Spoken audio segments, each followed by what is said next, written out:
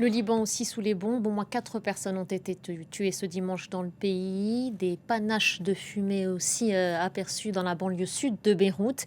Des frappes également à Saïda, dans le sud du Liban. Le chef de la diplomatie israélienne affirme d'ailleurs qu'aucune négociation directe n'est prévue avec le Liban. Bonjour à vous Serge Berberi, vous êtes le correspondant de France 24 à Beyrouth. Merci d'être avec nous. On va faire d'abord un point sur les dernières heures et les dernières frappes au Liban. Serge, si vous voulez bien. Bien, vous savez, les frappes israéliennes se poursuivent sur plusieurs fronts au Liban. Tout d'abord dans le sud du pays, à Saïda, sur la côte méditerranéenne. Une frappe a touché les environs de cette ville portuaire. Un appartement a été visé. Il s'agirait d'une frappe ciblée contre un membre du Hamas.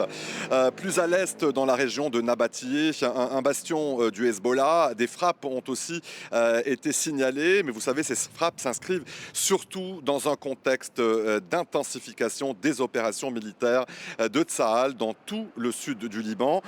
Et sur certains points, les combats ont franchi un nouveau seuil la nuit dernière. Dans la localité de Khiam, c'est à quelques kilomètres seulement de la frontière, le Hezbollah affirme être engagé dans des affrontements directs avec l'armée israélienne. L'armée israélienne donc qui a aussi annoncé avoir frappé la nuit dernière dans la banlieue sud de Beyrouth le QG de la force Radouane. La force Radouane, je vous rappelle, c'est l'unité d'élite du Hezbollah. Et donc, dans ce contexte de vive tension, la question de possibles négociations directes avec Israël commence à émerger au Liban. Ces pourparlers pourraient avoir lieu dans les prochains jours. Deux villes sont évoquées, Paris ou Chypre.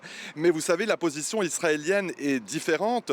Vous l'évoquiez, le ministre israélien des Affaires étrangères a affirmé aujourd'hui qu'Israël ne prévoyait pas de négociations directes avec le Liban dans les prochains jours.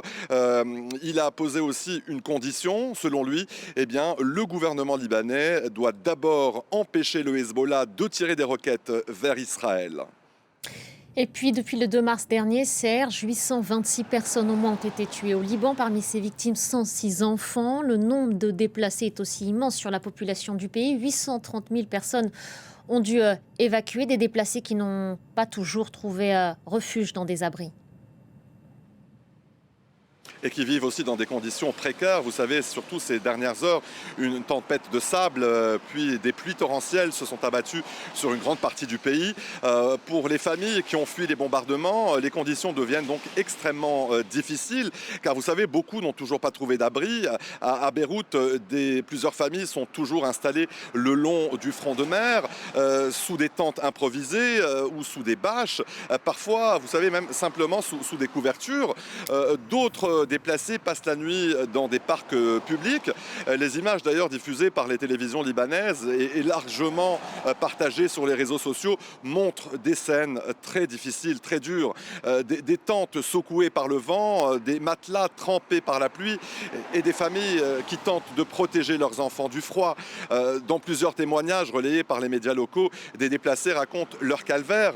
Beaucoup disent la même chose, ils ont fui les bombardements, mais aujourd'hui, ils doivent affronter la pluie, le vent et le froid, alors que les centres d'accueil, vous savez, de la capitale sont déjà largement saturés. Merci beaucoup Serge. Serge Berberi en direct de Beyrouth pour France 24. Et